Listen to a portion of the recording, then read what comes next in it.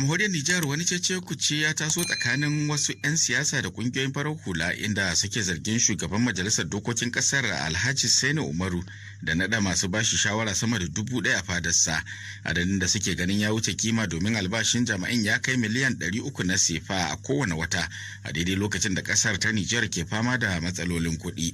Wakilin Mubaru Arzika ya aiko mana da wannan rahoto. Wannan cece-kuce dai an jima ana gunaguni kala ana magana ƙasa-ƙasa har gashi yanzu wasu 'yan siyasan irin su shugaban jam'iyyar PGD hakika Alhaji Muhammad Hamisu Mummuni sun so daga murya domin nuna damuwarsu karara. Yanzu shi Sani Umaru shi a president da assembly konsey abun da ya nada su konsey ya sa ya kai wajen 1000 da wani abu. Wa'annan konsey ya sa iri-iri kana samu ma wanda baka san aikin me yake. Shi ya dauki wajen mutum 600 da wani abu. PNDS suna da wani mutum 250. Sauran duk sun amsa. An adawa an basu. Mutum guda ne cikin adawa wani bai dauka ba shine Ladan Cana wanda partin da ake ce ma Amina. Abu ma kirki ne.